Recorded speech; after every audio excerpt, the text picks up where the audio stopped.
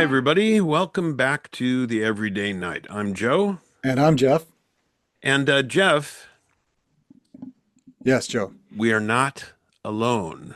I noticed that. It was first one of the first things I noticed. Well, you are quick that way. You That's notice right. things when they're That's right. very I'm obvious, at pretty least. sharp. I'm forbearing from quoting Foghorn Leghorn here, but yes, so we have with us tonight guests who will help us with this discussion, which I think is an important discussion. We're going to be talking about the similarities and the differences between the chivalric virtues and the warrior ethos of the military, which has been much discussed lately in the news. Yes. And so Yes. we have as guests people who have experience with both. They're longtime knights in the Society for Creative Anachronism, which we have talked about a lot, and also have military experience. And so we will go around and ask them each to introduce themselves, and then we will proceed. Okay. Okay. So, Leroy, if you would like to begin. All right. My name is Leroy Brown, and I served in the National Guard for 33 years, both enlisted and officer. Deployed 4 times. One of those was as commander of a unit in a combat zone, and retired as a major. In the SEA, I'm Sir Crispin Boucher, been a knight for over 25 years. After that, it starts to get fuzzy. Oh, and I'm drinking a cocktail called a revolver. Oh, excellent. That is our one of our important beginning questions, so we'll get to that too. John, if you would introduce yourself. Good evening. In the SCA, I am Sir Angus Gordon.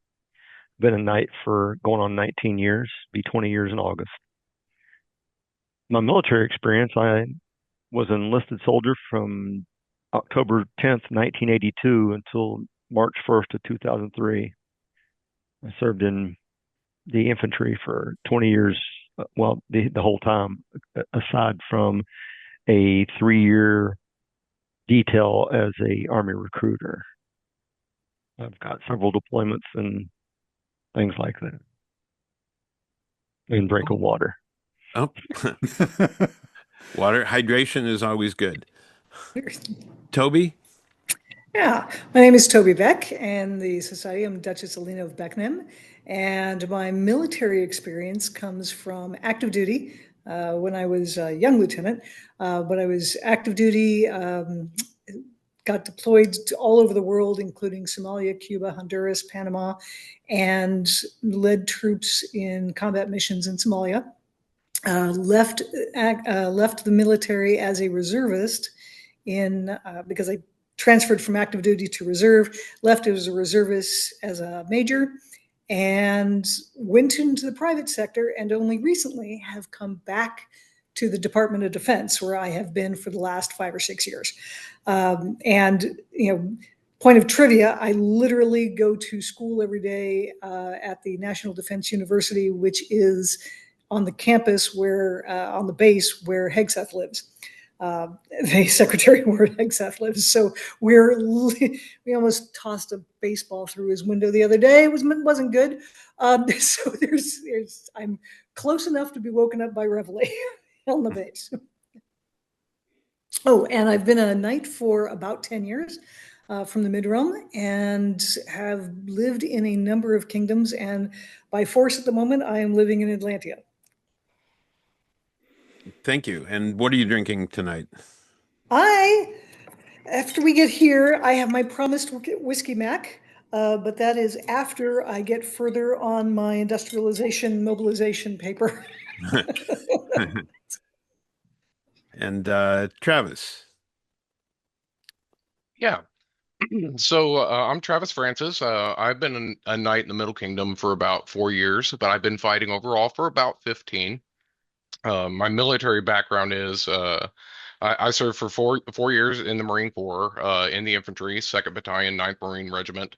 I did two combat deployments to Helmand Province, Afghanistan, in Marja City, to the same place twice.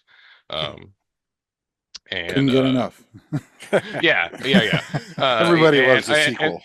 and I only did the 4 years and I got out. In that time, before I got out, I was a basic urban skills instructor. And what that really meant was I was OPT-4 against Marine units training urban skills in the like Connex box cities or whatever. And that was a really fun experience as well.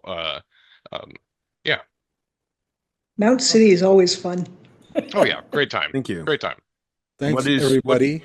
what's your And beverage of choice this evening? I have a Castle and Key 6 year small batch. Nice. oh, On very the nice. rocks. On the rocks. So, Joe, what are you drinking? I have a spicy penicillin. It's a variation on penicillin, but made with a spicy ginger syrup. So it's scotch, ginger syrup, spicy ginger syrup, lemon juice, and honey syrup. And Mm. it's refreshing and got a little bit of a kick to it. And how about you? I have got the 1792 bottled in bond on the rocks. So, Okay. And Jeff, what is your, how long have you been a knight? I will have been a knight. Come this February will mark 40 years for me as a member of the chivalry. And I'm hoping to do something to commemorate that in some way. You, sir, just a few years ahead of me. Yeah, April next will be 43 years uh, since I was knighted. And on my 40th, I bought myself a sword. So to commemorate. Um, well, thank you, everybody. So, as I mentioned, And thank oh, you all for your yes, service, yes, thank you. by the way, Um, and for showing up here. and neither Jeff nor I served. I got as far as a pre-induction physical before the draft was canceled, and I was in college, and my father wanted me to stay in college, and I did. He was drafted 6 months before Pearl Harbor and then served for the duration in the Pacific as essentially Radar O'Reilly. He was the company clerk of a hospital in New Guinea and the Philippines. And a lot of his, I've he would only tell me the funny stories, as men of his generation often were wont to do. But I think the virtues, when I discovered the SCA and the chivalric virtues and that history, it seemed to me to be a succinct summary of a lot of the lessons I learned from him. And I've wondered about how much he brought into his time in the army with those virtues and how much was instilled in him there, and how much of it I got from him was part of part of that as well. So let's just start with how would you define and where does your understanding come from of what is called the warrior ethos of the military? Well, the Army has published a 4 sentence warrior ethos, and when you talked about comparing the virtues and the warrior ethos, I don't think it's a good comparison, but the Army values is probably a closer parallel to the chivalric virtues. But the warrior ethos says, I will always place the mission first. I will never accept defeat. I will never quit.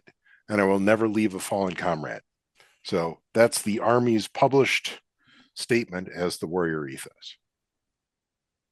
So it sounds like perseverance is, which is a chivalric virtue, is relates to at least one of those. And probably also the generosity. And Um, loyalty. yeah. Loyalty. Yeah. Yep. You mentioned the Army virtues or values. Yeah. So how are those defined? They are defined as loyalty, duty, respect, selfless service, honor, integrity, and personal courage. I, And they go at length also to differentiate that to elaborate on personal courage isn't just physical courage in the face of danger, but also a moral courage. Prior to prior to the adoption of the Army warrior ethos in 1953, General Eisenhower passed into law under a uh, executive order setting up the United States Military Code of Conduct. And it's 6 paragraphs.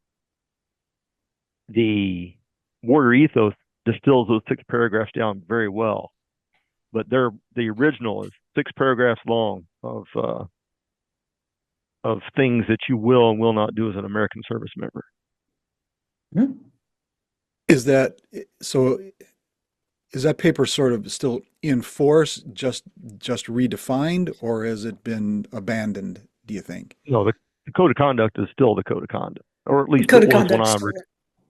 when I Yeah. retired 22 years ago. It was still in force. So the code of conduct is there today. And interestingly enough, I'm going to the Eisenhower School and it's plastered on one of the walls.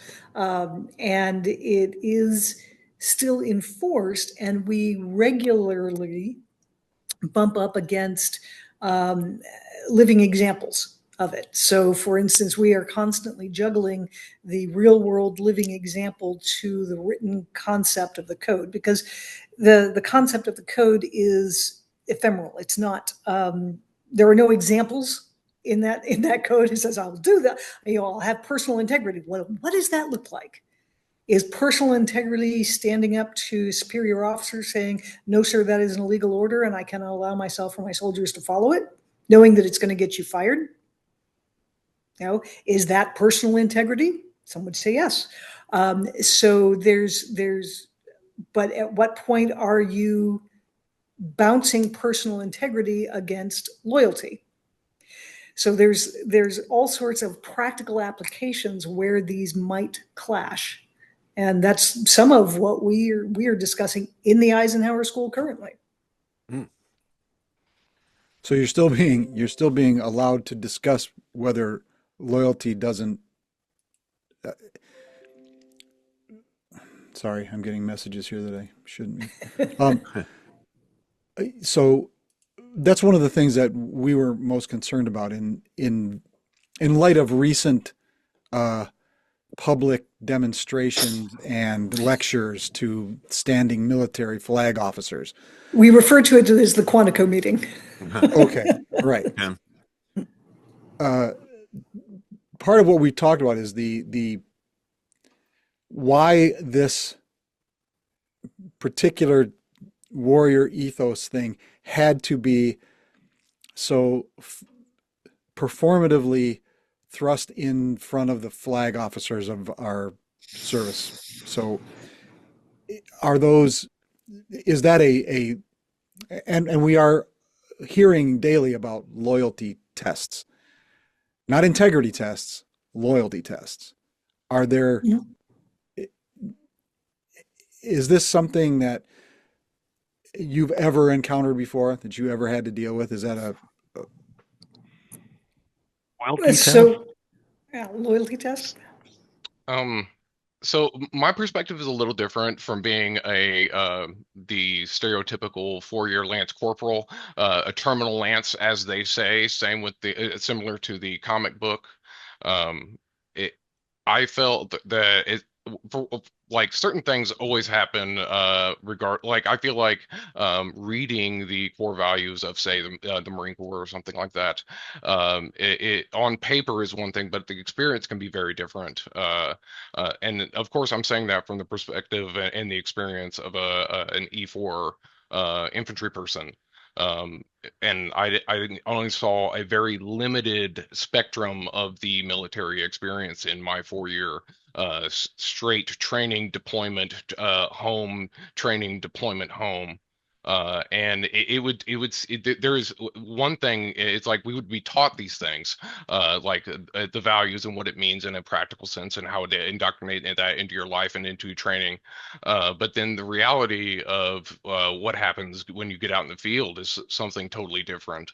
And there is much we could really get into the weeds about that, but I could say I've been hazed, and even whenever it's against the rules to haze people, and I know people who were struck in boot camp.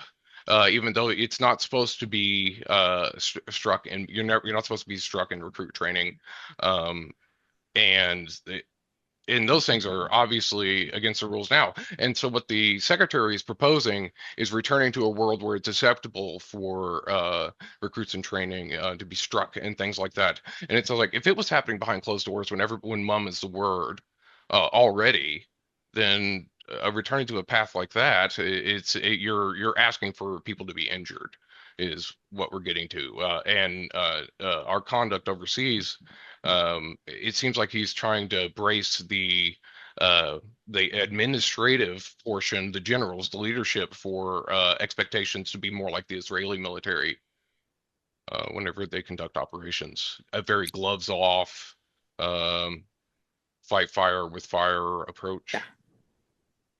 We had some recent discussion on exactly those 2 points. And the hazing item, so the hazing rules and the laying hands on soldiers rules didn't come in until after I left active duty. And we had soldiers who were subject to hazing, subject to brutality, subject to being, what we referred to as wall-to-wall counseling by the drill sergeant. And we had record alcoholism, domestic violence, Suicide. yeah, suicide. And as we got better at communicating, using your words, as we got better at training, as we phased these more brutal tactics out, we reduced those things, but still allowed for the education and the development and the hardening of the soldier. I would tell you those soldiers are no less professional soldiers than they were coming out of boot camp in my day, but they have fewer instances of alcoholism, suicide, and domestic violence. So is correlation causation? We don't know. I do know that they went down down together. So a lot of the senior leaders that I'm working with currently are looking at that going, we remember the bad old days. We lived through that. We know what that produces. We know that it creates soldiers that do not trust their chain of command. And they don't re-enlist. And they don't re-enlist when we have a retention problem. And this is one of those things that you've got a senior leaders looking at this going, this isn't going to do what you think it's going to do. You don't think, this is not what you think it is. But we also looked at that list of mandates that came out to us, and I read through all of them the day that he gave the speech. And some of us looked at it and said he was resolving problems that existed for reserve officers in the early 90s, like mandatory training, for instance. And I know Leroy's going to sit here and go, mandatory training. If you're a reserve officer who's only there one day or one weekend a month, and you've got this massive list of mandatory training, it's going to eat up a lot of your time. But if you're all of it, but if you're an active duty soldier, it's a fraction of my time. And some of the things that were cut out were things that weren't issues in the early 90s. Cyber was not an issue in the early 90s, and cyber training utterly unnecessary. But today, it's huge, but it's on the list of things to be diminished in the mandatory training. So it's one of those, a lot of people are looking at it going, how do I meet the problems of today with orders that look like they came from 30 years ago? So I have a question for you. The average age of an enlisted person going into Hmm. boot camp or basic training, is is it still like right out of high school? Is it? Hmm. So I've been teaching undergraduates and graduates, but undergraduates too, for so gosh, it's 18 years now. And I, when I started teaching, one of the things I promised myself was that I would not teach like the bad examples of teachers I had, including the gym teachers, many of whom came out of that boot camp, basic training, yell, shout, abusive kind of education. And I think with students now, with the ones I've been seeing, that wouldn't that would not that's not the way to bring out the best in people. That's a way to discourage them. And I so I promised my students the first day of class that any class I teach is not a weed out class, which is what we used to call it when they were intentionally difficult, that I Hmm. want everybody to succeed. But it sounds like what you're talking about used to be, let's weed out the people who can't, or maybe we're trying to, people tend to teach the way they've been taught, and maybe that's Yeah. was just the tradition in those days of It doing. wasn't it wasn't so much they were trying to weed them out as they were, some of them were just practicing bullies. And some of them were trying to toughen you up to make a better soldier, uh, to make a man of you. And it was like, this is unnecessary. I can induce stress without making it physical stress. I can stress you physically without being abusive. And there wasn't as clear an understanding of where that line was. Hmm. And there have been clear and concrete attempts to actually draw the line and make sure that our training doesn't cross it, while still getting quality training and soldiers. And but it's taken 30 years to make some of those refinements. And if you haven't been in the military in the last 30 years, you haven't seen the refinements. The world has changed. Our training techniques have changed. I will tell you, in some places, we are psychologically harder than previous. So I have a kind of a follow-up question based on what you're saying. Is that so? We're talking about the warrior ethos, and you're talking about training. Are we? You just said, all of you have said that you talk about it, that the code of conduct and all this stuff are taught, they're presented, but are they? Does the training in any way relate to the ethos or only the operability of the soldier? Some of the training, especially prior to a deployment overseas, involves morally ambiguous scenarios where you have to make a moral judgment, and you get to practice that, and they elevate the stresses as you progress through the pre-mob train up. Um, Yes. so it So kind gets of yes. harder and harder. I mean, you don't actually live it until you actually have to live it, but they do in fact include it in the training. Yes. They will give you situations where it's easier to do the wrong thing than the right thing. And some of them are pre-designed. Some of them are, I discovered on the spot that the drill sergeant finds an opportunity to make that training. So they'll give you training scenarios where you get to practice the ethics of doing the right thing, even if it's not the easy thing. Are there any, Travis, you were saying that you are specifically an instructor. Is that jive with your experience? That were you given instruction to teach that part of it as the job? Absolutely.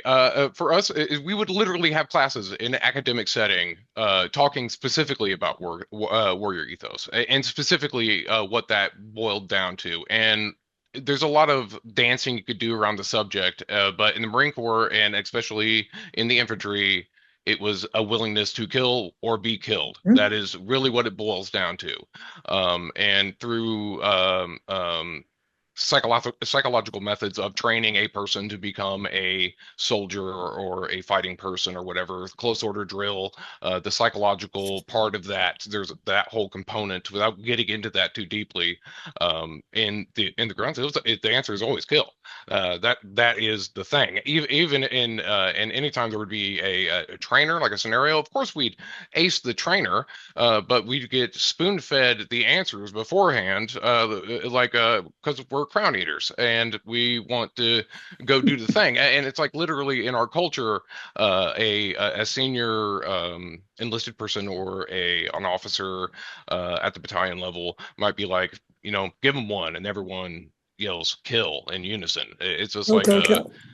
that's the that's the culture, for, I mean, us. I mean, like we were even not told to, because couldn't be told to jump on grenades, but we were encouraged to have that as part of what we're doing, because it's the spheric core concept won't really glue if you don't get with the program of we're going to make a movement, an attack, a whatever together, and you got to make some sacrifices in that, and you just have to trust that they're going to complete the mission, and you have to be willing to pay that sacrifice. Like the Marine Corps was famous for Iwo Jima, and campaigns in the Pacific, where the reality is the Marine Corps went there with the intention of completing the objective, no matter the cost.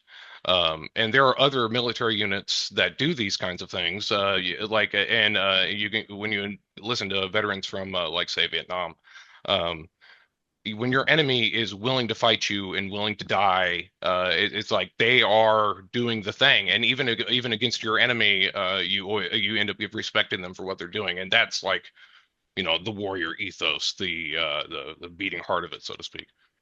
Well, let me ask you about that. Because one of the principles of chivalry, the codes of chivalry, in addition to the virtues, had to do with the knights, the chivalry, the warriors who it was about their behavior during war towards equals and those not considered of equal station, and their behavior towards civilians during war and not during war. So it was really about behavior, and it went through a lot of changes. And as we've all said, they said what they espoused virtues, but they didn't always live up to them. But they're um, they would treat um, other knights, enemy knights, with respect, and if fallen, they'd allow them to get up and like in every swashbuckling movie and chivalry movie we ever saw, where the bad guy gets disarmed and the good guy lets him get up and get his sword.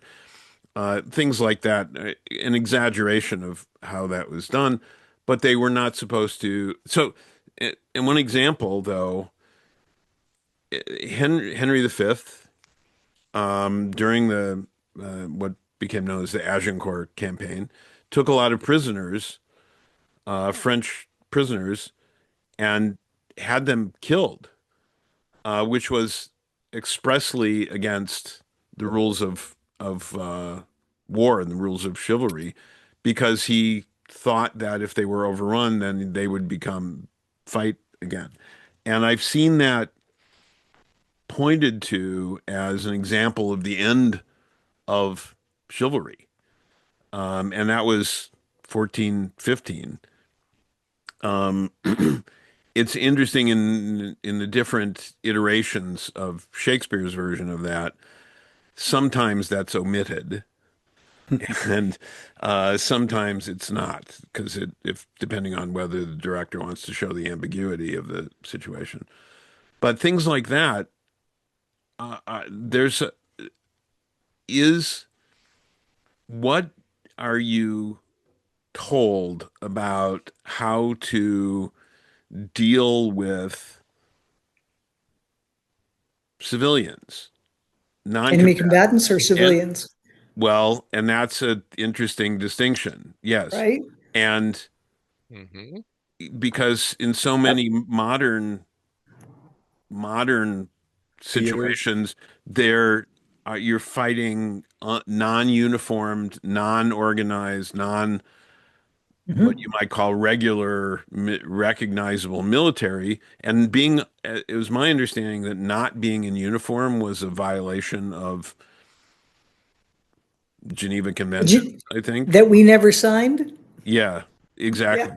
Um, um, so I'm rambling here, but I'm looking for I think the comparison with what in the modern military, how that compares to what we have learned about historic chivalry, what they said they would do and what they actually did.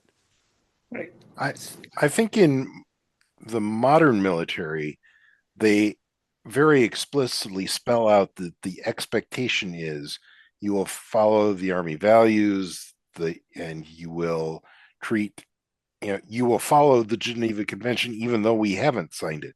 Now, we are human and people err and break the law, and we are also expressly told that we're to report that and get it up the chain. And so I think uh, beyond how the code of chivalry was like lipstick on a pig, ours military code of conduct also has the uniform code of military justice that backs it up. There are laws in the military that delineate things that are expressly against the law.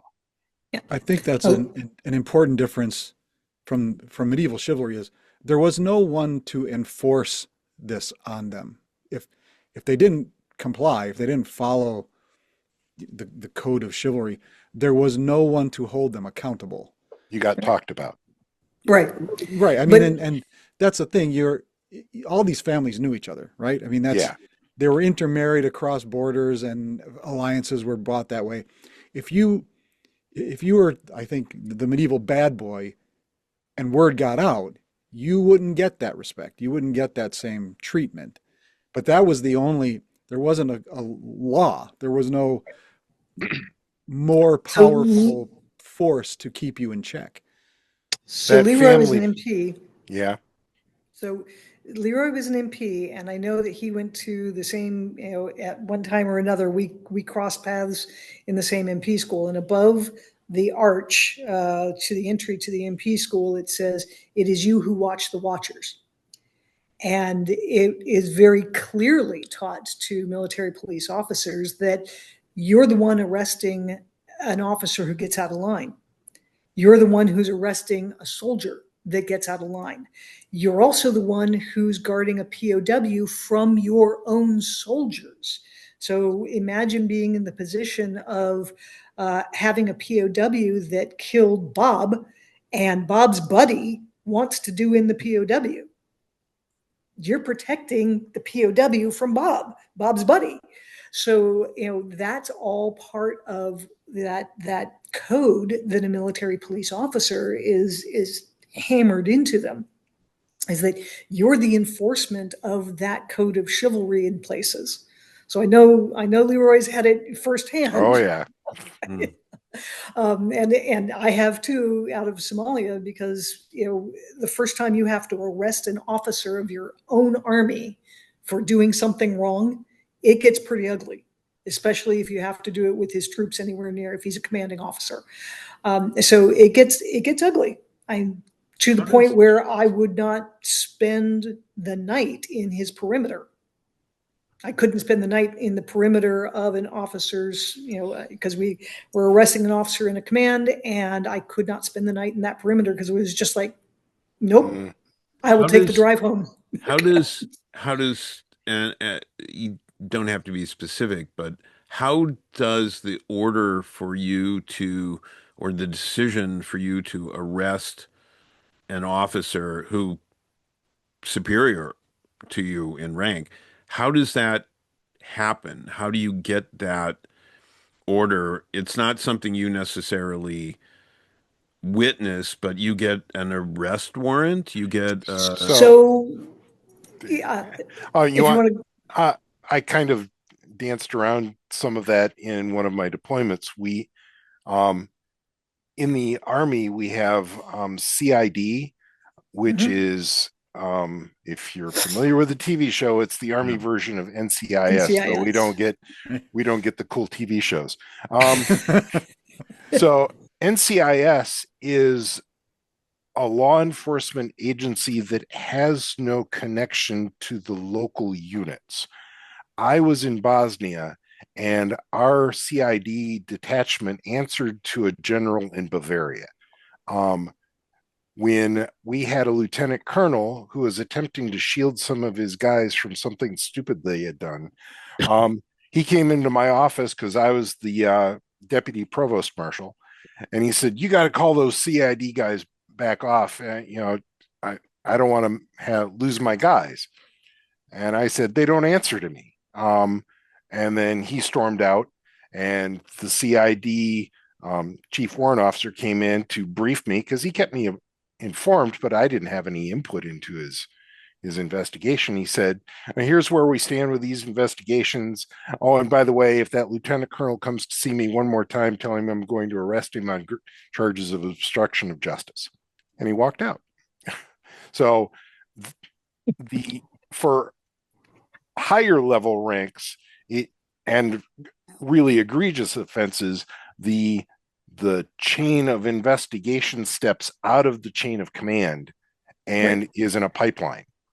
So there isn't really any command influence. And a matter of fact, undue command influence is one of the things you can be found guilty of in the Uniform Code of Military Justice.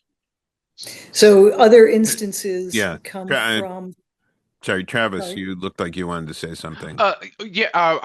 Yeah, not to interrupt, Toby. I remember specifically, during a training cycle, that we met the officer or the person who's meant for that oversight. He was a person who took a contract, and I think it was like a chief warrant officer of some kind, maybe. But he was a outside officer expressly there to examine evidence Mhm. and shootings. Like anytime there's a combat action against a civilian or something like that, he's specifically there to investigate that, and he's the person who's supposed to be outside of the chain of command to do that. And so he only ran around with like the battalion commander and so on and so forth, all the air quotes bigwigs of the battalion.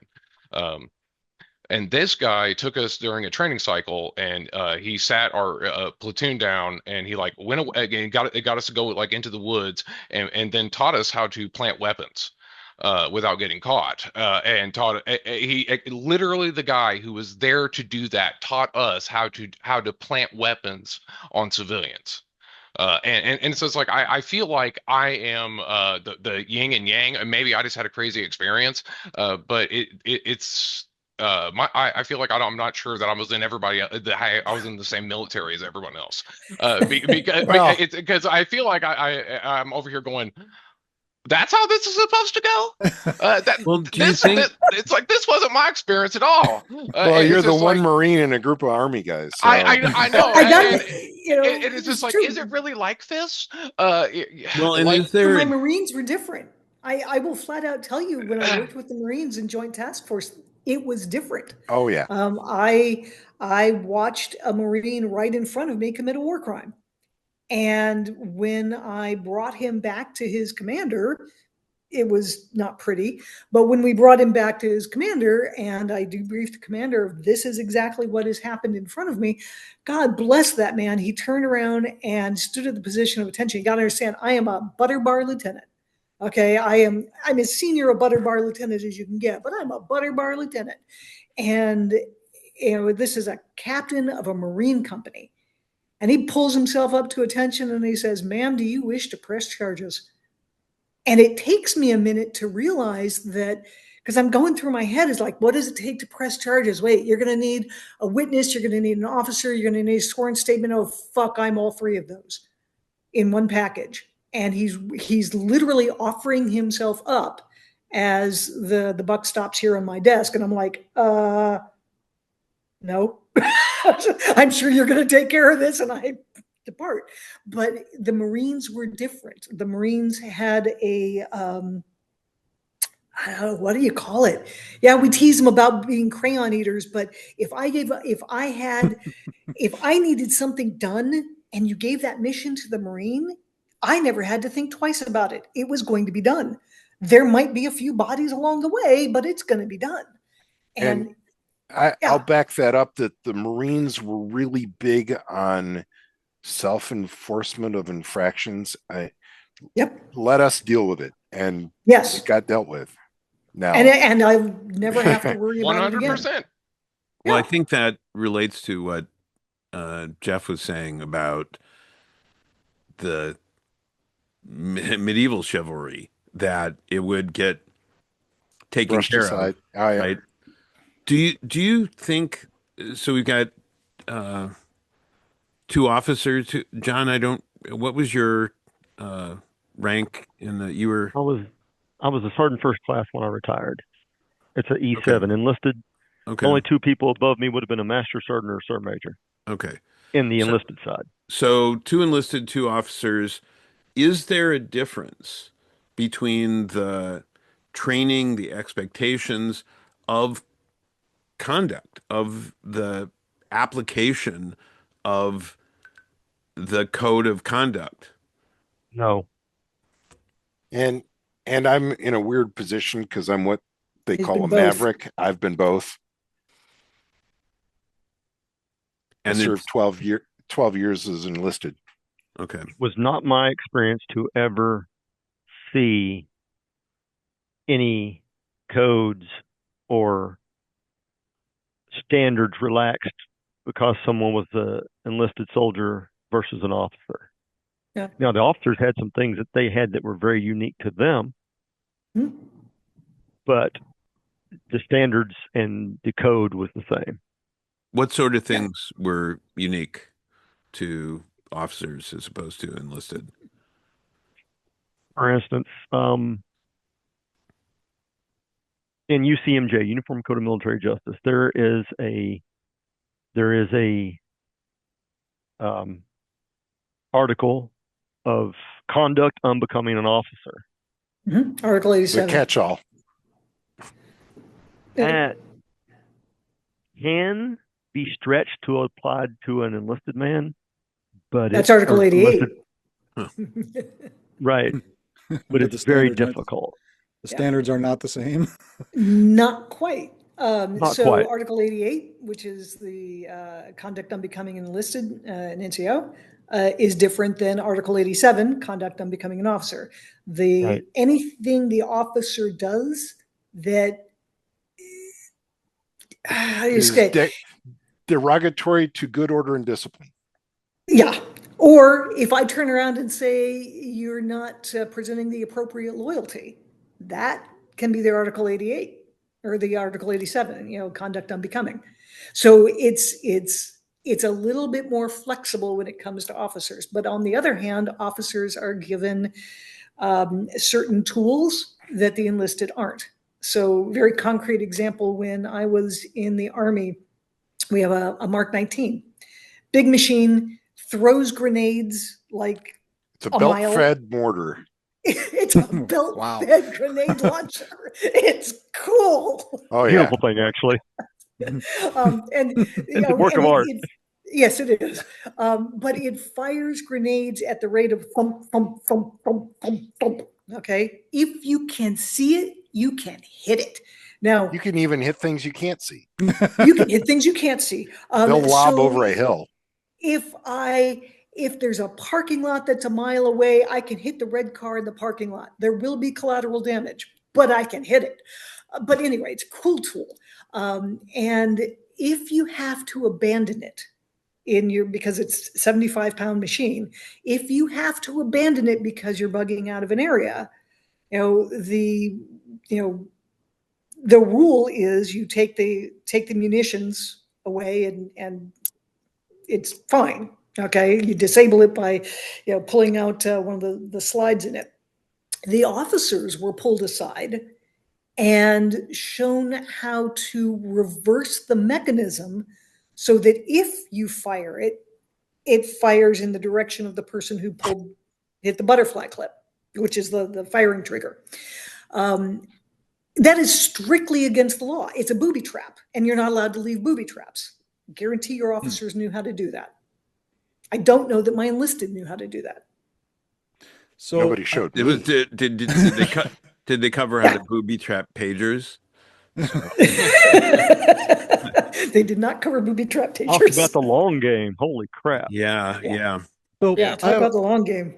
I wonder how much of these differing codes, or just in general, how much of the expectations of officers versus enlisted, how much of it do you think is a holdover from 100 years ago of officers were from the gentleman class and enlisted soldiers were commoners?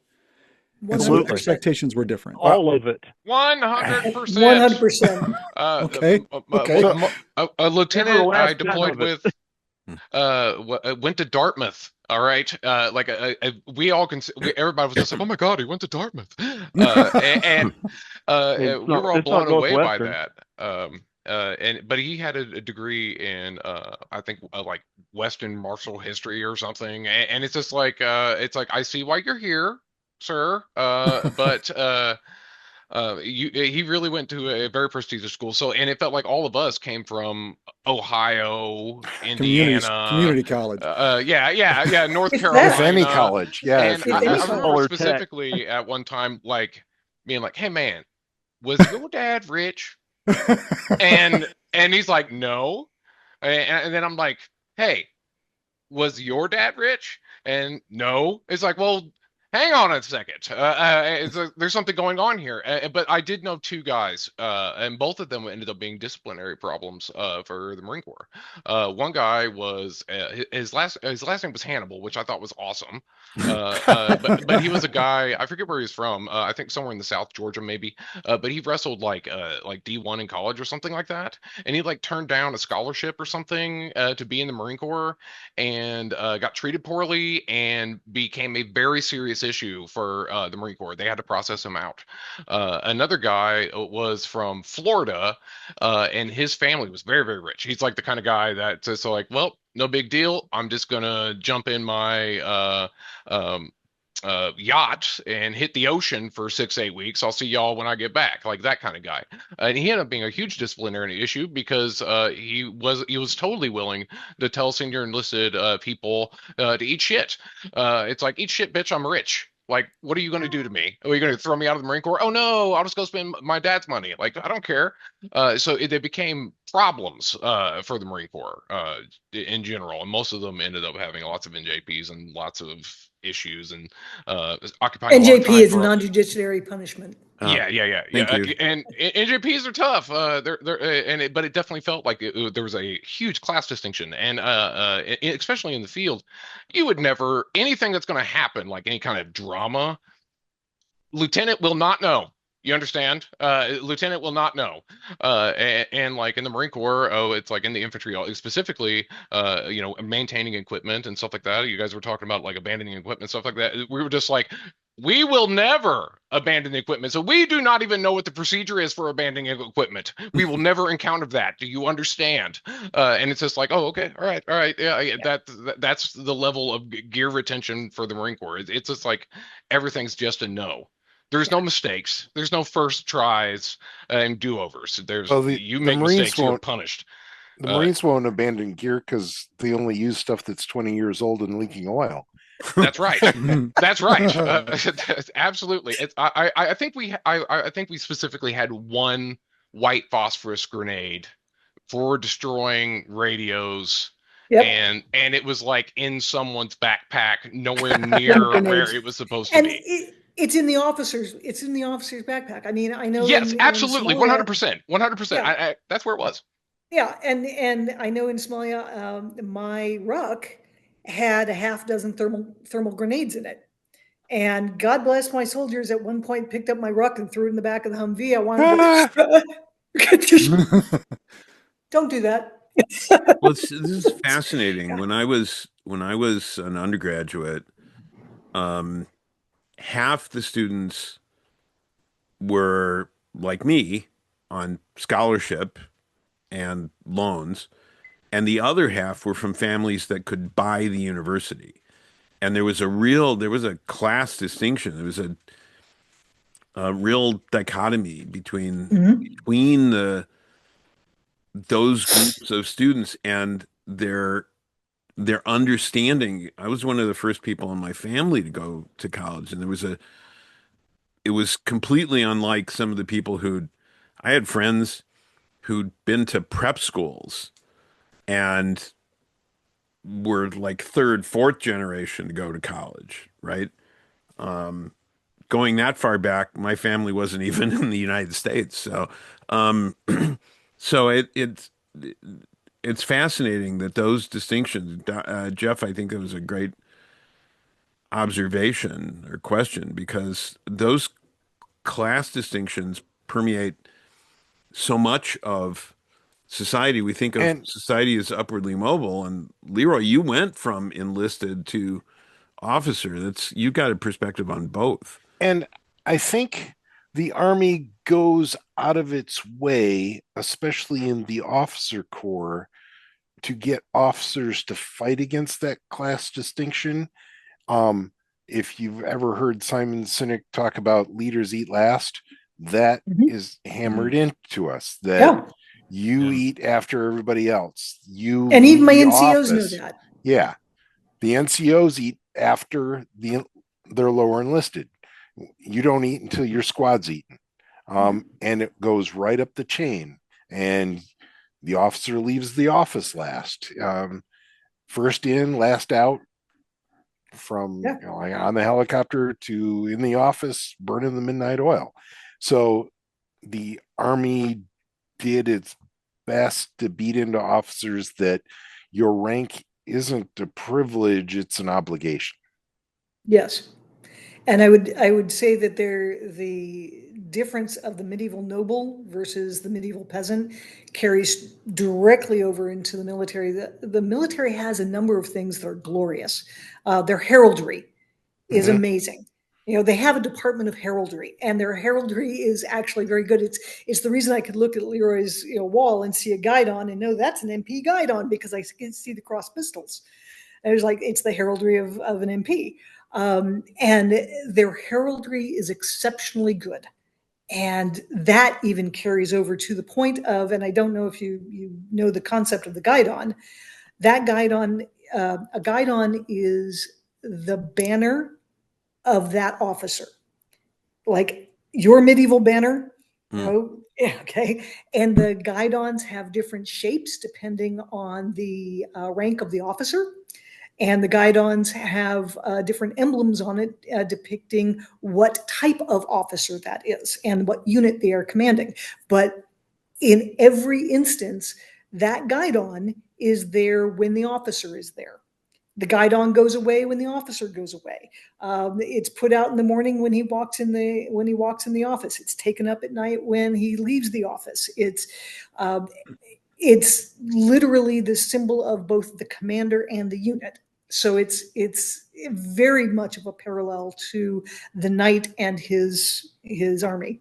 To play off of that, I designed the heraldry for the Middle Kingdom's Order of the Red Company, the crossed maces, and I took direct inspiration from the infantry, the cavalry, the MPs with the crossed weapons of their branch.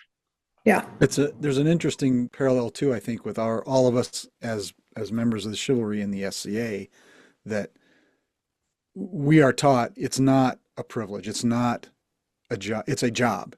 Job. Yeah. It is an obligation. You are asked in your ceremony, all of us, every single one of us was asked, do you wish to accept this responsibility before we are knighted.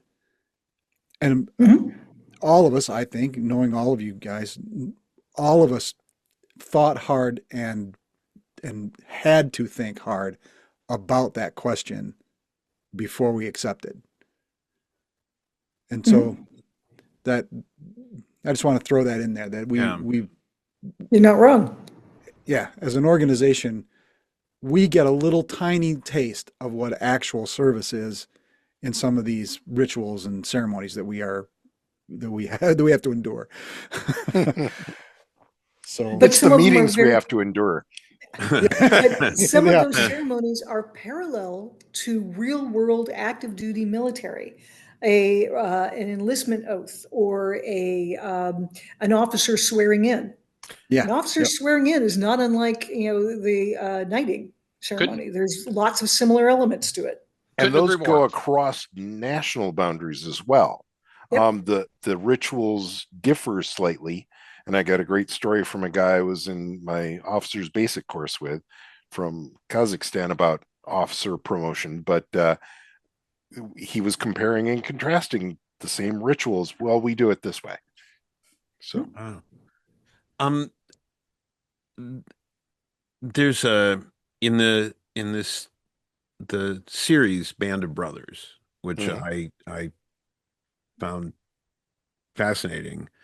There's a scene towards the end where and I've seen similar things in other dramatizations of that era, where the senior German officer is surrendering to the senior American officer, and the senior American officer allows the German officer to retain his As sidearm. women. Yep. Is I think that struck me as very medieval. And is that something that would, if there's a formal surrender, which is another question in the modern era of asymmetric conflicts and enemy combatants who don't wear uniforms and all of that. But is that something that would still actually be done in a formal surrender kind of situation now? I think uniformed militaries maybe, but the war in Ukraine is. I mean, I don't know if my service was most recent, but that was at least 15 years ago, right? And wars changed a great deal. Yeah. And it's just like perhaps I would be out of touch with that. I think, but I've met some celebrities along the way who maybe did not do who have done the opposite thing, like take photos with dead enemies and so on and so forth. But something so formal, we never encountered anybody. But I would like to think that the Marine Corps would love to do those things just for the symbolism alone, just for the psychological portion of that and the symbolism of making an enemy defeat and then being humble enough to give them back their weapon or whatever. I know So as an MP transporting POWs, he wouldn't keep his weapon. Yeah. no. So what that was a symbol of was the trust and respect of the other person's honor. If you give me, so there's a It's concept. parole, right? It's Like a knight's parole parole. is what I was getting at. The concept is parole. And you have given me your parole to say that, you're not going to try to escape. And I can trust you. You are an honorable person. In our modern military, we do not work that way because we do not have trust for the enemy. But what they were expressing in Band of Brothers was a trust and parole being granted. So in most of our current conflicts, we're taught that the other guy isn't trustworthy. And I mean, not just the other guy. I mean, one of the things we're instilled in is our obligation as a prisoner of war is to attempt to escape. And the Right. sooner you can do that escape, the better. Right. I mean, What's I can going on with say your? that I worked in a detention facility briefly on a smaller fob in Helmand Province. Just it was like a couple week detail or something like that. It was just a brief little thing. I can tell you that we handled civilians pretty rough. Not like bad, but we certainly wanted to walk the line of the rule. Walk that line. Just be right on the edge of what we can and cannot do to them. And Hmm. it's like we rough handled those people often, but not in a way that would be pushing it. An example, um, say we set up a roadblock because we're part of a bigger operation that wants to set up roadblocks on every street corner to limit enemy freedom of movement. Say, and we're searching all the vehicles and all the motorcycles and all the people every time they come up to our thing. It's like we might do things that you would. It sounds like you're writing a bad script for a movie about German occupation. Like we would knock the hat off your head, it'd fall in the dirt. I pull your hands up, and then give you the once over, and it might be like that, where you're just like, man, if you're an Afghan person, you're like this person, these soldiers. Well, they're being assholes, and I kind of want to forgive myself for that because we're all 18 and 19, and the Marine Corps. It's like if we're exposed to other branches, other units, other sets of eyes, it is locked in. We are going to hold ourselves to the highest standards. But when it's just our eyes and it's just us guys, because Marine Corps wasn't integrated, or especially the infantry units. And I don't think they still are. I'm not sure on that, but it was just us guys. It's a totally different set of rules, as we can kind of let our hair down, so to speak. Seventeen And percent female. yeah, 17% female is what changes that behavior. And that's, 100%. I totally yeah. agree with that. I totally agree with that. And our unit, in fact, Second Battalion, Ninth Marine Regiment. While I was there, we had to. We were part of the project for setting the standards for bringing female women into the infantry by giving comparison data. Like we were the people conducting the data for it, and it was like a series set of exercises, right, to include a Mark 19 uh, lift to Mhm. simulate putting it on top of a Humvee and so on and so forth. And as we're going into that, it's like we're literally getting coached like we're a bunch of varsity football players. It's like, listen. We have got to put impressive numbers up on this. Do you understand? This is imperative, because it's like if women get in here, it's going to ruin the whole vibe. Uh, like it's going to ruin everything. It's like So, it's like the show will be over. And that seemed like that was the attitude from the senior leadership. It's like these guys, like most of the people who had been in, say, early Iraq were gone now, and it's a lot of these guys who are our senior. It's like these guys are mostly late Iraq, so like not super kinetic, and or these guys are really early Afghanistan from like back whenever it was like the Mujahideen, and there were a lot more serious fighters in Afghanistan. By the time that these things came through for our units, everything was starting to slow down. So we were starting to see the byproduct of like what the way we handled people, the way that we were trained, and the way that we interacted with those communities. We kind of saw the tail end of everything that we'd done. And it's like while we provided stability, it was like a veneer. It felt like it was just a veneer. It's just like everything else. It's just why we're watching. Is this gonna work? And the second we're not here, it's a whole different set of rules. Uh, I so can see that. I mean, if you're taught again, going in my teaching experience, I I would not want to take a bunch of the freshman and sophomore jocks I've had in my male jocks I've had in classes and uh, trust them to accomplish anything as a group.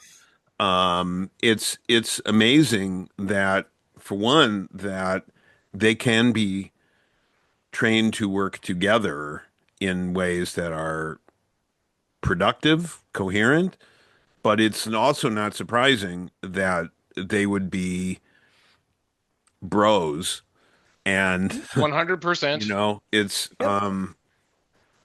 yeah. So one of the things they discovered is, and this was in my era of putting women in combat because we were some of the first, as little as 17% female in the unit dropped war crimes by 97%. Wow.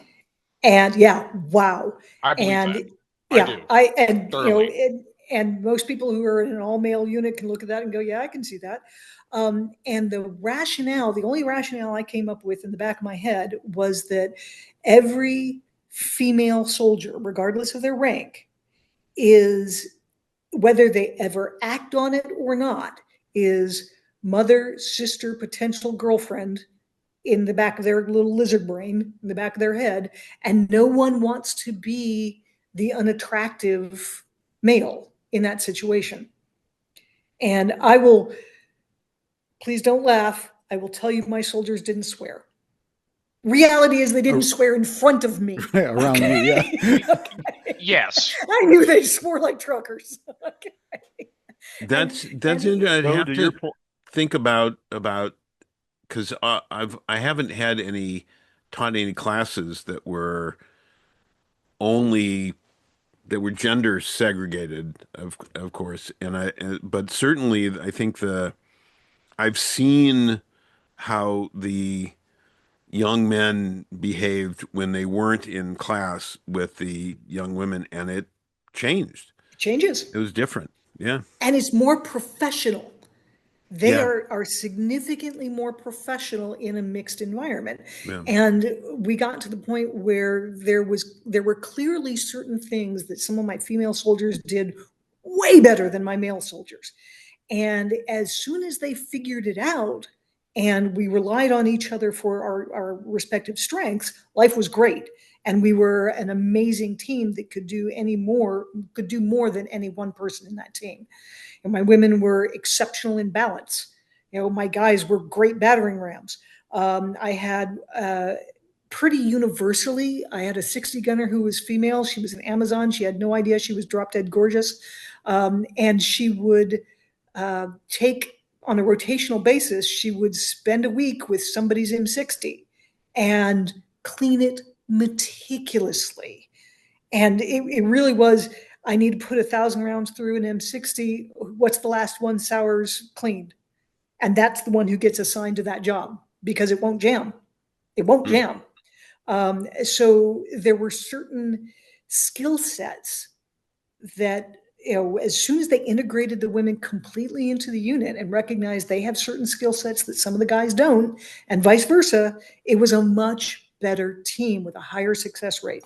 Well, that's really interesting because given the recent speech, the Quantico, did you call it Quantico Yeah. speech? Yes, it calls it the Quantico meeting. Quantico meeting, that seems to be what you're saying is contrary to what I read in the transcript of that Well, So meeting. there's a push, and I think it says it has the phrase appears more than once, two or three times at least, that highest male standard for for fitness.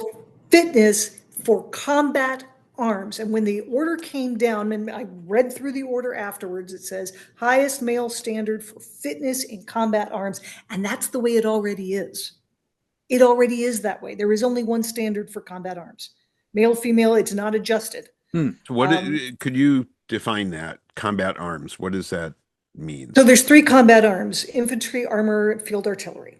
Okay. And for those hitting the front line, theoretically, those are the combat arms. They're the ones most likely to face direct enemy conflict if you are a 1990s era soldier or before. Our concept of war has changed a little bit. Military police have, who are considered combat support. So there's three areas: combat arms, combat support, combat service support.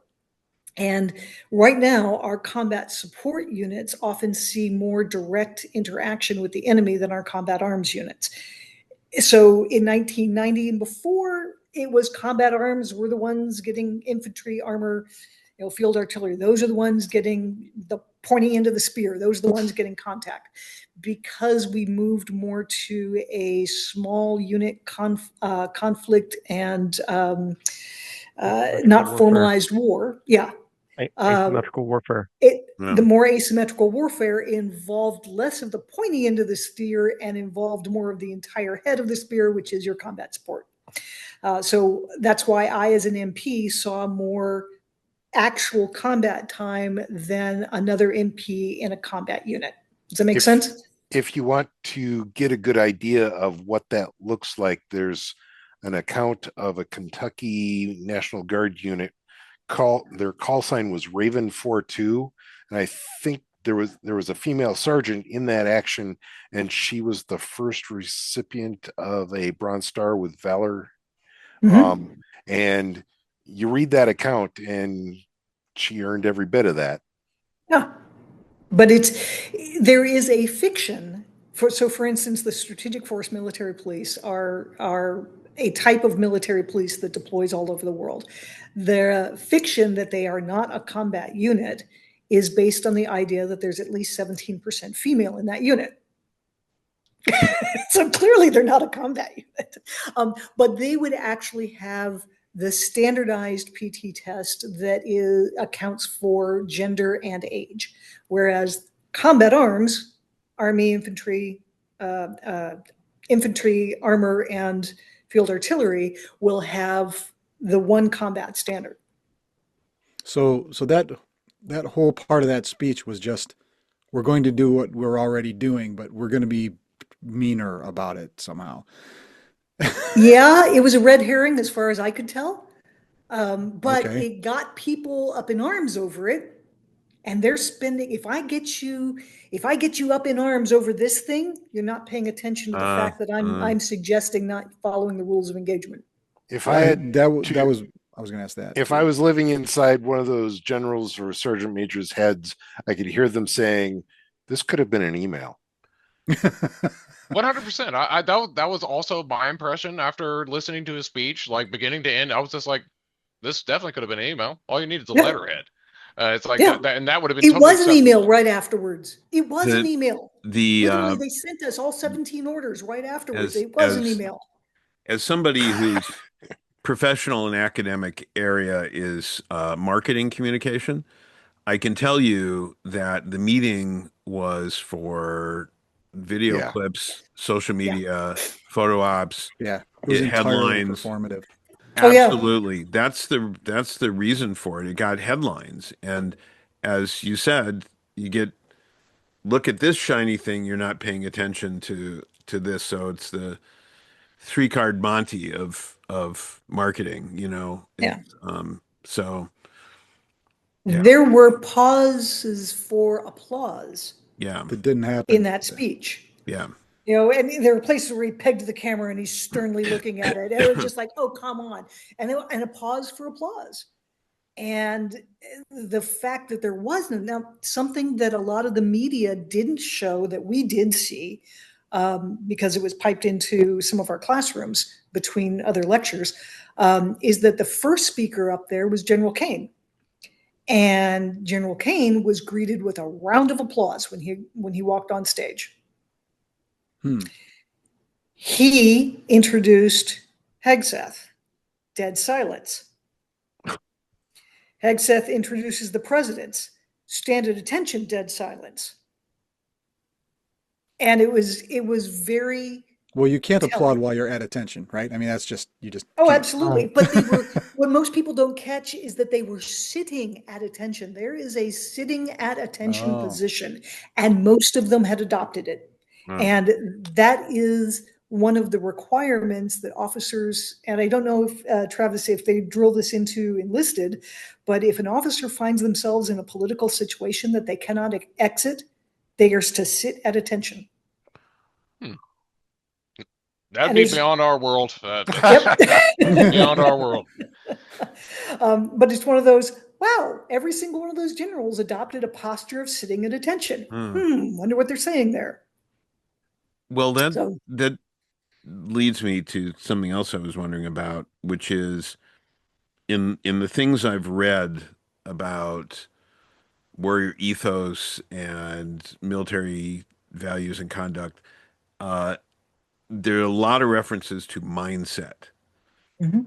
Mindset. I was looking at a speech from the superintendent of the Air Force Academy who said a mindset that demands a mastery of one's craft, which would be prowess, developed through leveraging one's natural ability, relevant experiences, dedicated study to be able to perform required military duties. The ethos requires continuous mental, physical, spiritual, team, and family readiness to execute those duties. That's perseverance. Mhm. Um, and so resilience to encounter adversity, adjust, prevail, perseverance, fortitude, those sorts of things. But the emphasis on mindset um, is I was wondering specifically about that because I think people who don't have the experience you do think of military training as skill-based and physical and not as much focused on the mindset, on the mental approach, on the to it. So that, Um, if you could talk about that, that I'm interested in that. I I know and John has that. Yeah. um, well, I'll pitch in that I had heard from a number of people in the army that no one needs to train to suffer, and I argued that you do in fact need to experience suffering so it doesn't break you when you first hit it.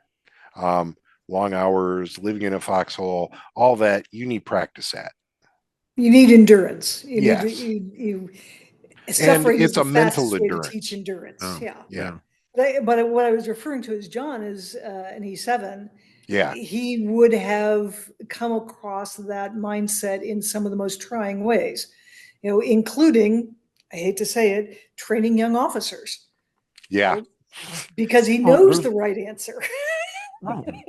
well, and that's the thing that the mindset. First of all, the mindset in the combat arm, and it's the only thing I can speak for, has got to be we're going to do this. It's not optional. There is no there is no not doing it.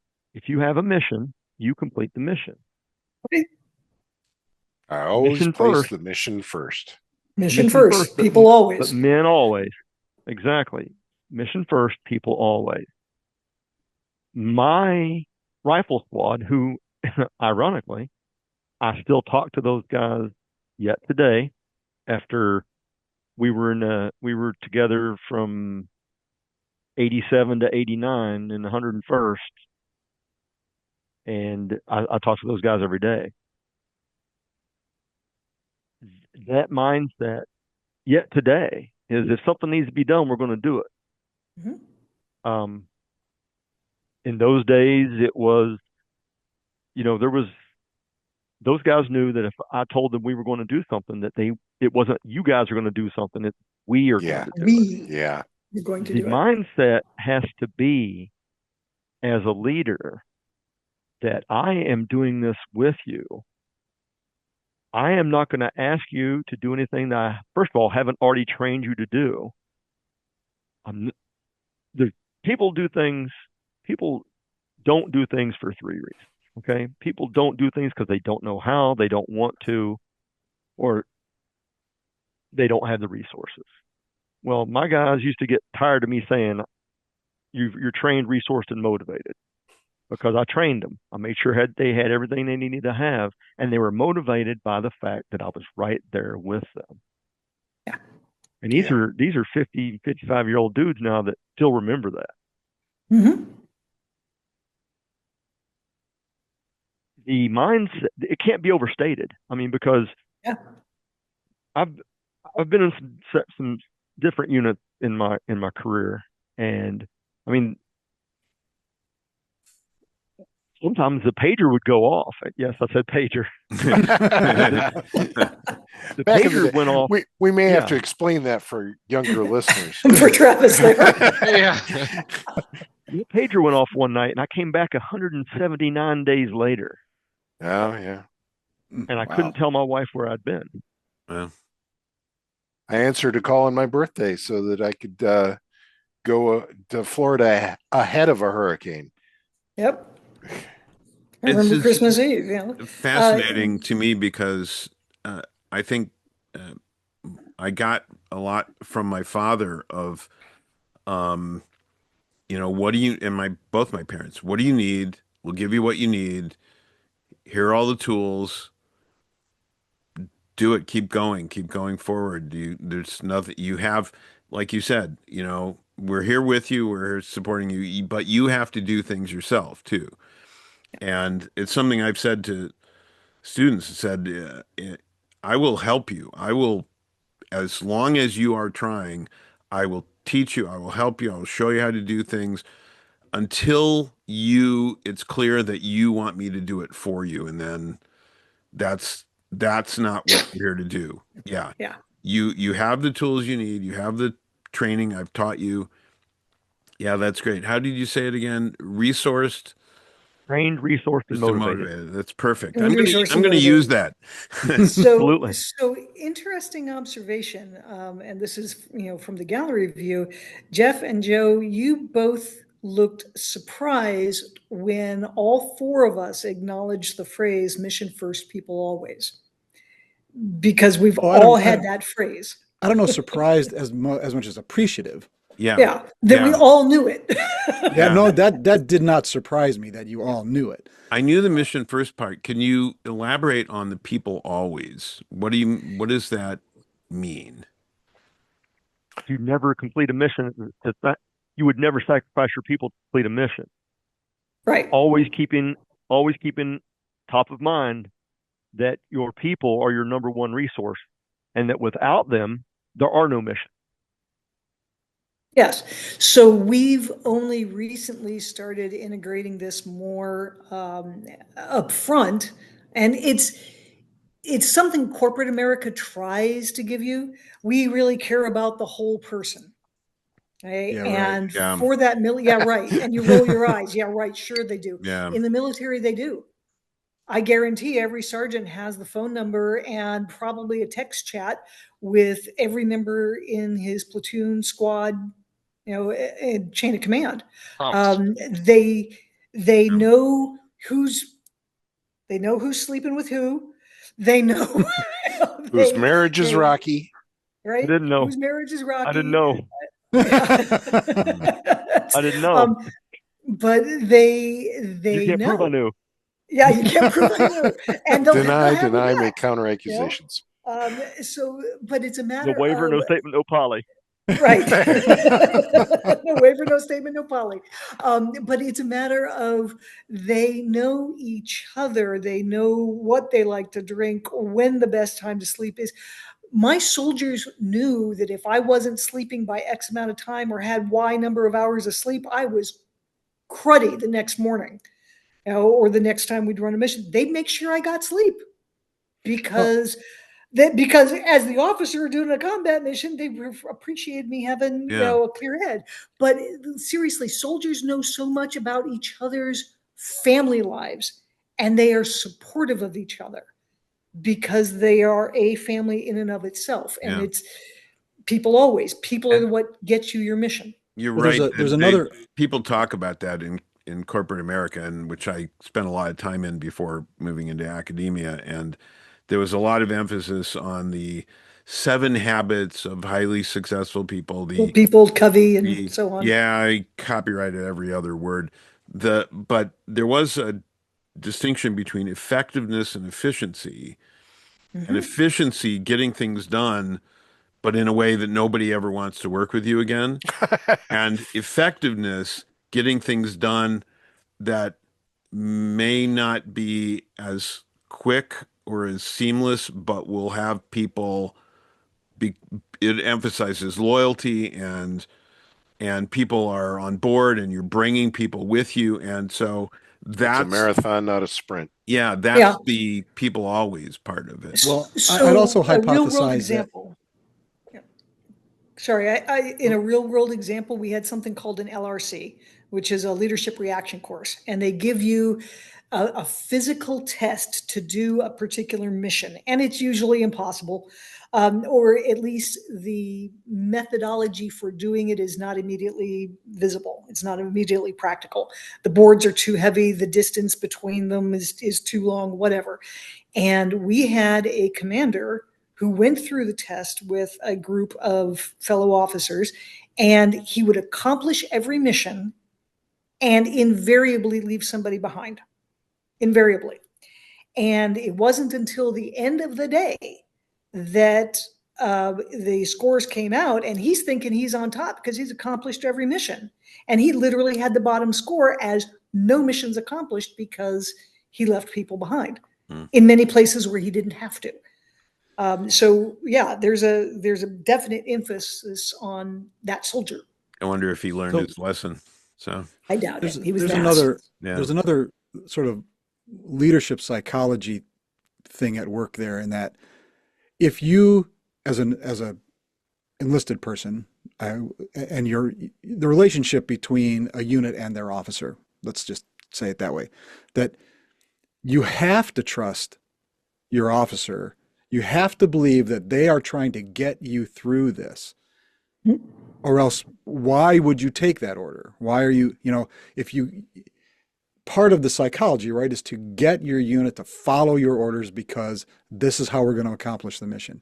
You've got to be able to trust that officer is thinking about you when he gives you that order, right? Or else this one has to fall apart. Has In to. an ideal Right. situation, there are times when that isn't the case, and it falls back on Uniform Code of Military Justice. I got to Well, obey a lawful order. I'm So, talking I about the mean, ideal of, yeah, that's as a the leader, this is what ideal. you're trying to build. Yeah. Yes, and it's just like I feel like we that got established. We were to the point where it's like, all right, we're just going to trust them. This is the plan. We're going to execute it. But the piece that could perhaps fill in that gap, say you didn't have that trust in your lieutenant. But in my experience, we had great officers in the infantry. They were honestly some of the best. They really did know their craft, but they were also new to the job, especially like a platoon commanders, which is a butter bar. It's like they lack experience, but they certainly know what they're about for the big strategy, the big picture. They certainly understand that. They might get lost in the weeds and the things that the enlisted people might know, but they don't get lost in that. And the big second component to that is as Marines, and part of the curriculum that we had to study in, like, say, infantry school and so on and so forth. They show examples of Marines dragging other Marines' bodies in Korea by their bootlaces. So it's like, yeah, we're going to execute the mission, and I know that my friends are not going to leave me behind, no matter how this goes. I'll No matter never how this leave a goes, fallen they're not going to yeah. leave my body out there. That's like somebody's going to come get me, and they're going to put me in a box. And we understand we could execute what we're supposed to do without the anxiety setting in, just because we have that trust, regardless of the officer in question or the mission per se. I I have a this is maybe an odd question. It's based on an observation that it seems to me that so many people in the United States, so many people, because the percentage of people who have served in the military is low. 5%. Yeah, It's three. but 1%. Well, 1% are currently in the military. 5% have ever served. yeah, That's probably dropping. for a country that has been at war or in some kind of military conflict for as much of its history as the United States has been, why do why do the average people in the United States know so little about war and what it is and what the military is? Um, and I mean, that's the way it seems to me as someone who I hasn't served but can read a book and and it knows the difference it's between a book and a movie, a history. Hollywood. Is it's it Hollywood? uncomfortable. Yeah. Uh, Those with Yeah. firsthand experience don't share it. And Hollywood has created something that doesn't actually exist. I mean, a lot of people will look at Black Hawk Down as, "Ooh, that was Somalia." No, no, it was not. It was one That event in movie Somalia. uh, that wasn't even an accurate depiction of an event Yeah, in yeah. Somalia. I mean, so that movie was based on a book written by a reporter who only talked to, I swear to God, E4 and below after they had gotten back to the States. So that E4 and below didn't actually understand a lot of the mission that was going on, and they're basing, this reporter is writing a story based on what a partial picture that the enlisted saw, that he has filled in the gaps. So now I've got the Hollywood version of what's going on there. And in some places I can look at it and go, Hollywood's version was accurate. There were a couple scenes in there that were accurate enough for me to go, yep, I know what an RPG looks like coming at me. That's an accurate depiction. Um, but there were things in there that I look at and go, oh, that's such Hollywood. But why don't more people know it? The soldiers getting out don't talk about it. Hollywood has created a stigma around this being a soldier and this John Wayneism character, that any soldier who gets out and doesn't see that he met that criteria of John Wayne keeps it to himself. And he considers himself a failure as a soldier because I wasn't John Wayne. So yeah, we don't. To tag on to that, I've had people ask me, how do I know a guy at the bar saying he served or they served is actually telling the truth? And I tell them, if they claim to be Special Forces, Ranger, Navy SEAL, if they claim to be a mechanic or a cook, yeah, they served. They probably served. Most soldiers can tell other soldiers within 5 questions. Oh yeah, yeah. well, like I don't know if you've all had the experience, but I've had the experience of people falsely claiming to be a Be a knight. member of the chivalry, to be a knight in the SCA, and it was obvious immediately. Well, that only Yep. takes one question to figure that out. Yeah. Who knighted you? If you can't come back with that name And when in and a when second, you can't, yeah, then Well, I don't you remember weren't. the date. Sorry. Yeah, yeah. The You're one lost. guy that I had, I was visiting, or I'd just gone to the West, and a guy said that he was from Trimaris, as far apart as you could get.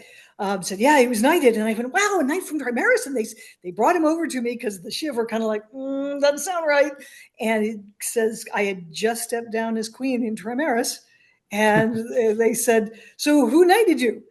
Baldar. Okay, he's been king 4 times at that point, reasonable. Well, we're reunited. Oh, so who was the queen? Because That would tell you when it was. he reigned. That would tell me when. And he says, I don't remember. You weren't knighted. Yeah. Tell me you don't know the queen. And where were you knighted? On my knees. I swear to God. Yeah. Oh, that's a great answer. Yeah, yeah. Yeah. Yeah. So So, yeah. Um, So anyone who's saying I was special forces ranger, blah blah blah, probably not. A ranger might use the phrase short tab, but they'll never say that they were a ranger. Um, so short tab, long tab is the ranger is the short tab. Long tab says special forces because it's a little bit longer of writing Short tab, on, okay. on the shoulder. So they'll use the phrase short tab, long tab. I was jargon is one of the ways that yeah. people Absolutely. identify each other and recognize another person in the same group or with the same experience, and that's Yeah, And true in everything. I listened to an absolutely. interesting YouTube video about jargon, and people who are less secure in their position in an organization use more jargon. Correct.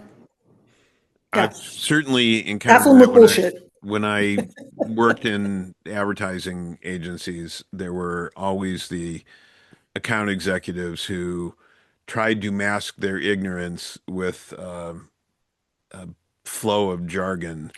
I've made up jargon words to brief generals with just to see if I could get away with it. And you probably did. I did. Yeah. So one of the things you brought up was trust. And I liken that into a trust bank that I am constantly paying into, and I'll pull it out if I've got the currency to pull out when I really need it. I will tell you, my soldiers trusted me, and a large piece of that came from my senior NCOs. When my senior NCOs, and I know John would have experienced, I know Leroy would have experienced it, but when my senior NCOs said they trusted me, then it went a long way with the soldiers. Well, And I the indication of that for me with all of you is you say my soldiers. You don't say Did I? Yeah. the yes, soldiers. yeah, Yeah. yeah, Yeah, And okay. yeah. My soldiers, yes. and the way you get the senior NCOs to trust you is you don't make unilateral decisions. You come up with a plan and then you go, Right. so what do you think of it? And they'll go, well, we can't supply that. So we'll have to set up something over here. Or they they want to input to the plan to make it succeed. They don't want to see you fail. And there were instances where I would walk out of a meeting and I'd have this sour look on my face, and I would just look at him and say, "You have to trust me on this one," and I'd give him a stupid plan. Mm. I would give him an absolutely ridiculous, stupid plan. And as soon as we were outside of the bubble of sphere that my superior officers could have heard me, we'll refine that plan. But trust me on this. So you did have the autonomy, flexibility to be able to modify things because it's mission first and One people, of Right. right? the beautiful So things about the military planning procedure is every order you receive has what's called commander's intent. At Right. the end of the mission, I want success to look like this. So if you can get to that without necessarily driving down the road they told you to use because there was a wreck or a traffic jam, as long as you can get to commander's intent, you got some flexibility. Yeah. 100%. I That's how we really, operated. I really wish that that had been communicated to me when, 'cause again, I said I had a pre-induction physical and then the draft was canceled. My father wanted me to stay in college because he never got to go and the Vietnam was winding down and Seems to have turned out all so right for you. I think it did. But I wish I had known then some of these things. It was not, again, this is the general public knows so Yeah. little about this, I think. Uh, I think it's fascinating. I mean, There, um, I had a sort yeah, of particular question that I wanted to ask, and we've kept these people for quite some time now, and yes. I'm we retired. I we got time to really burn. appreciate you guys. But I had a couple of questions. Um, One was, what do you, and we're about to touch on this, I think, so I'm going to ask it straight up, and I want all of you to answer it. So, what do you believe was taught or instilled by the service that civilians either might not know or understand? Is there a single thing that if you've never served, you will never get this? Um, I have a knee-jerk reaction, so I'm just gonna roll with it. Um, it's that I learned exactly how much it takes to break me.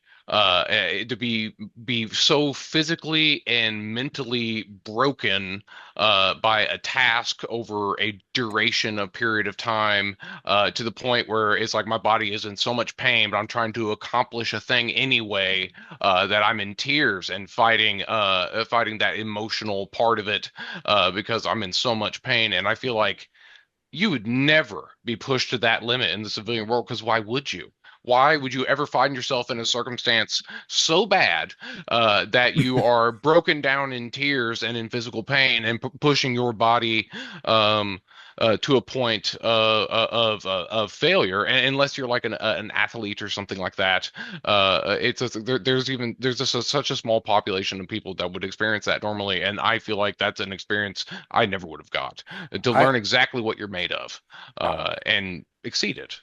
and I would second that. I think all of us have heard that small, quiet voice in our head that says, the enemy doesn't care if you're tired.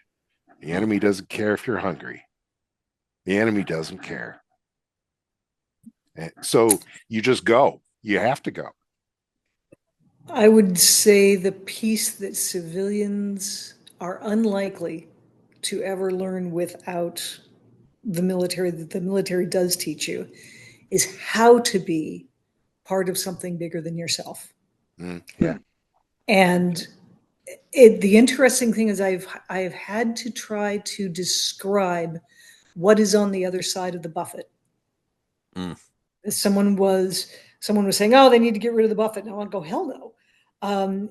And I was trying to put into words what is on the other side of that buffet that every knight knows is there. And I think we're all mid-rum knights.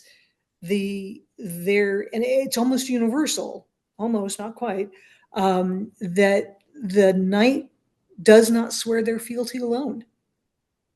Even if they weren't there for the original, coronation ceremony, you've got a knight who goes up afterwards. Another brother will come up behind you and swear with you because you are part of something larger than yourself. And that's the piece that, as a soldier, I was just at the AUSA conference yesterday, and there was a booth up there that said "Soldier for Life," and it is part of that. You are forever part of something bigger than yourself. I think for myself, that, and this sounds so dramatic, but I don't mean it that way. Go for it.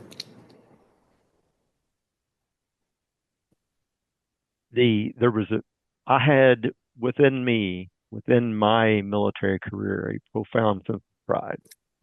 Oh yeah. I I was I've never been more proud of anything than I was of being a soldier. But the profound sense of loss since I've been out of the Army for 22 years.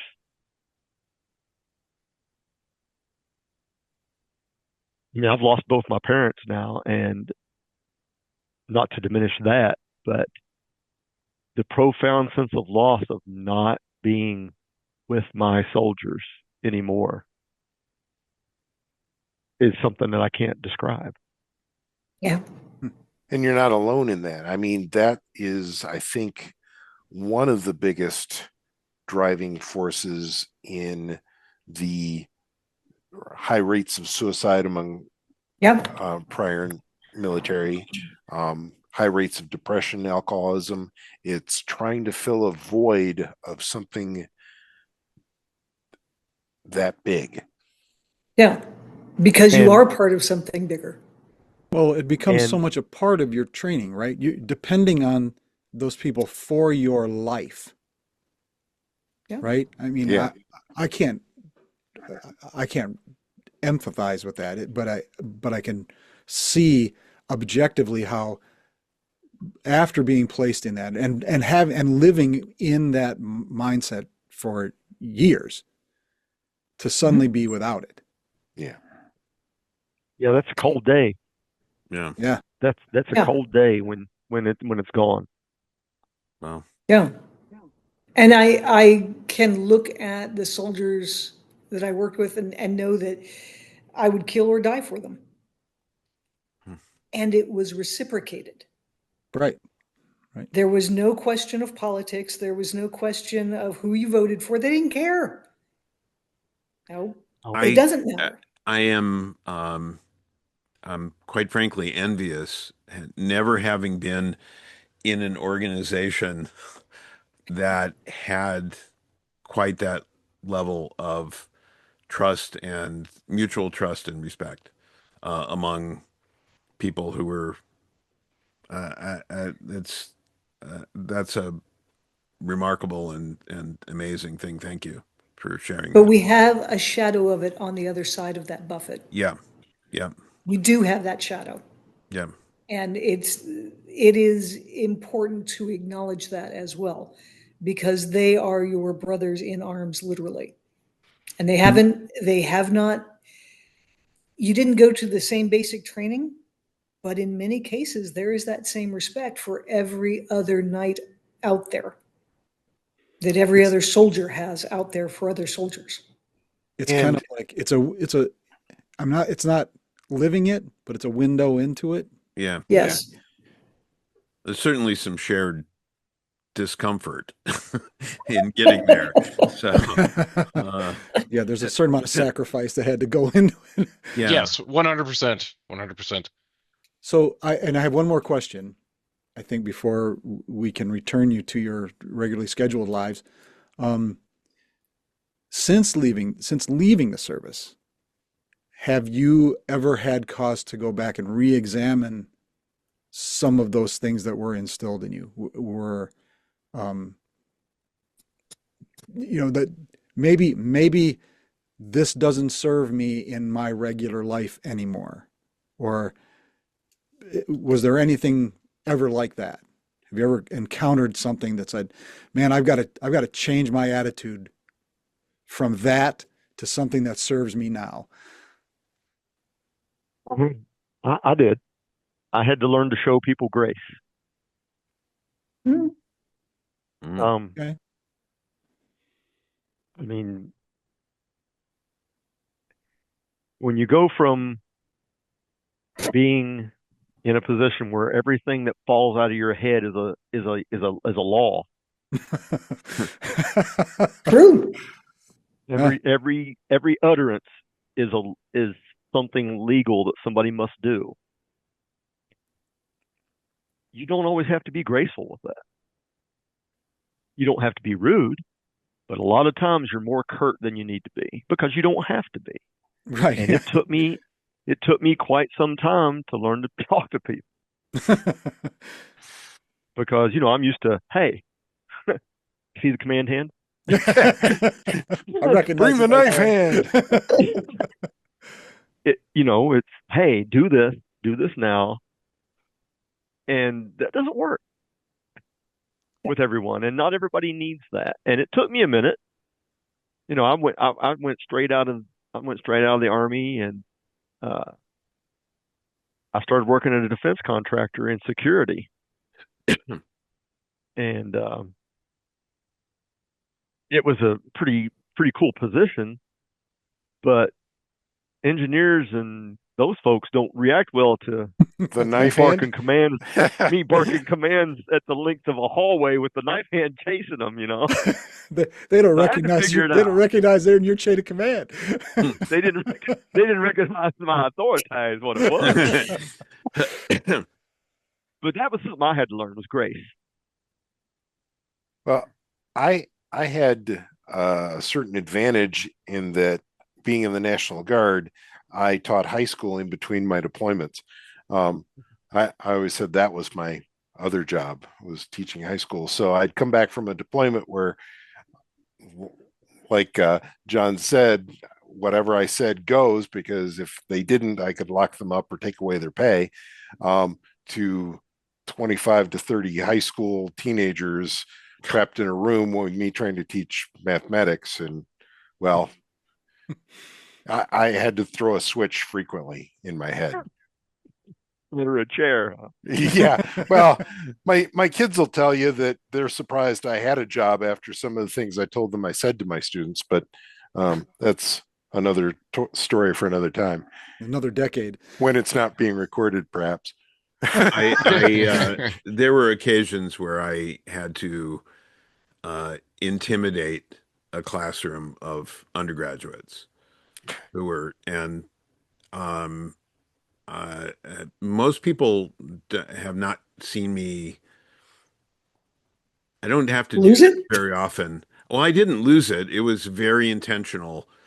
Intentional voice, intentional volume, intentional words uh, to get there. You know, it was the two by four smacking the donkey, and Yeah. it worked, and they were scared, and that I had to scare them um, into doing their work, and which it's an opportunity. They have an opportunity, and they didn't take advantage of it, and they were screwing around. I had to scare them into doing it, and I did because that was my responsibility to do it. So it would have been worse with uh, high school students, but Yeah. some of the undergrads I had, I had more than once a student say, "That's not how we did it in high school," and I stopped the class and said, Look around. "This is not Read the high room. school.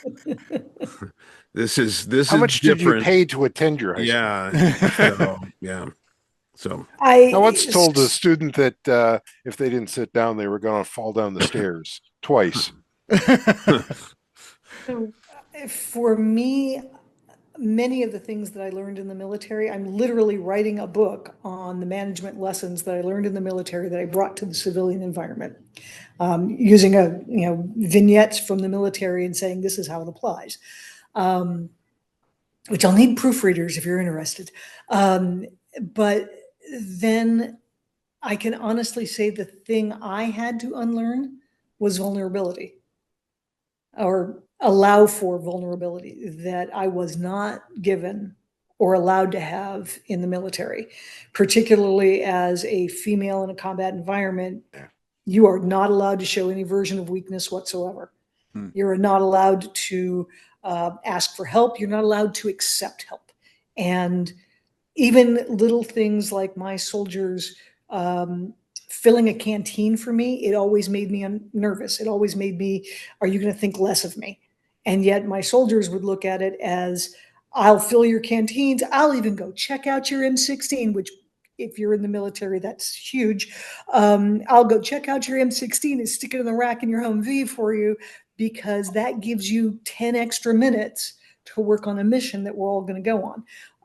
But to allow myself to be vulnerable was something I had to develop after I got off active duty. yeah. Wasn't Travis, allowed it beforehand. Travis, you got something? I do. Okay. For me, I had only experienced like heroism on outside of the chivalrous tradition. So like heroism like by nature. So these guys might be noisy, arrogant, very flawed people. They might be terrible drunks or whatever, but they're invaluable in a gunfight.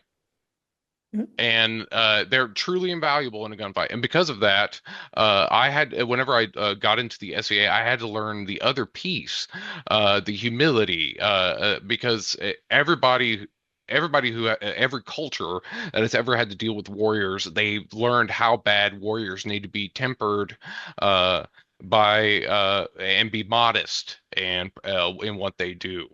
And I had never seen that before, and it was, and I realized with hindsight, a lot of my the best leaders had those kind of qualities. But the chivalrous tradition demands a person be both polite and ferocious, and having two sides of that coin together was new to me. I had never experienced that at all. It was the more so the it's pure heroism outside of a chivalrous tradition. Oh, that's Yeah. fascinating. Oh, Right now, I'm going to school with a bunch of warrior scholars. Literally, they're the top of their field is warriors, and now top of their field is scholars, and that's That the that epitome of that. that phrase, that combination of words, warrior, scholar, used to be a more commonly used phrase to describe Yeah, people yeah. going back. You Well, know, we think about uh, What The samurai with the well-rounded warrior. There's Plato's Marcus version of Aurelius. philosopher Marcus king. Aurelius? Yeah. Yeah. Um, yeah. Well, So I'm gl and it's good that there's still a tradition of that. there is very much a tradition of that, and this school is the finishing school for that scholar aspect of their top tier warriors. And so these guys look for, hey, let's go on a 12-mile run for lunch. I'm like, fuck you guys. It's like, not me. I'll see you when you get back. I'll get you a beer when you cross the finish line. This is Yeah. not me. But I'm the weak link there. I know it. And they're like, that's okay. We'll carry you. I'm like, Hmm. but they're phenomenal individuals, and they are top of their line warriors, and they are now top of their line scholars. But that's the epitome. That's still the crown jewel, even in today's military. It should let you sleep at night because these guys really are on the the point. Hey, when there's a group of people who can sit at attention for that long, that I respect that. Yeah, there's a whole Yes. discipline there. Yeah. Imagine the amount of jet lag in that room. Oh, Yeah. oh, yeah. Well, I got to think that after so many years in the military, you can just put a face on that Oh, says yeah. absolutely nothing about what you're thinking. You could even Es- be asleep with your eyes open. I think that that's es- got to be something you've Especially, learned. and you can even do that with a knife hand waving in your face. You're Yeah. not wrong. But they were professional. They were respectful. They were the quintessential what I demand of a professional warrior. And even in that room, in that posture, they were demonstrating that warrior ethos, the ability to be respectful regardless of what they were thinking, regardless of being Discipline. lectured on fitness standards for a guy who can probably bench press the man speaking. I'm just like, And the ability to remain undemonstrative for that entire speech was for that pretty entire impressive. speech, it was like, hats off, guys. Yeah. Yeah. So it's, Okay. Oh, thank you very much. Thank you thank all. you. Uh, this has been terrific, enlightening, and informative. And thank you very much for sharing your experiences and your insights. With a couple of civilians. Yeah, yeah. We appreciate you guys. As But a it's an interesting thing. I look at you. You managed to get a wide variety here. Travis being enlisted, John being senior enlisted, Leroy being both, and me being in the weird position of being a at the female active schoolhouse. duty. Yeah. Yeah. And so it's congratulations for getting the entire spectrum in one place and seeing where we do cross lines. And my Well, that respect as a junior officer was for all of them. My senior NCOs were my guides. My junior Yeah. NCOs told me or my junior enlisted told me all the dirt, and they kept me in line. Believe it or not, my E4 Mafia was, the communication network, and Leroy spanned both of them. So, Well, well, of well, I course, the wanted to comment on something you said, Jeff, is that, sharing it with a couple of civilians. When I had come back from a deployment, one of my fellow teachers said she felt civilian was a derogatory term we used oh, to them. We're like, no, when we address a civilian, we address them as a superior officer, sir or ma'am. No, you're our boss. yeah, no, well, I only use the term to say we are outside your Yeah, experience. You yeah, had, yeah. yes. and that's why we called you here. And of course, the uh, composition of this was incredibly carefully planned. Um, it wasn't, Well, just to cover I think it was It wasn't just who serendipitous. you could get. It I wasn't do. just because you were I the only ones we could think of. well, I do have a friend who was a naval submariner, but Or is it a submariner? I The don't know. Mariner. They call him, sorry, so I know one too. He called and himself a sewer canoer. yeah, but he was unavailable. So um so yeah, thank you. This was lucky for us and fortuitous. and privileged to have had you all as guests, as participants in this discussion. Thank you very much. You're And welcome. for the rest of you out there, like, Like, share, tell all your friends, comment, send us ideas for topics. And until we gather here again, be thou a good night. and And true. true.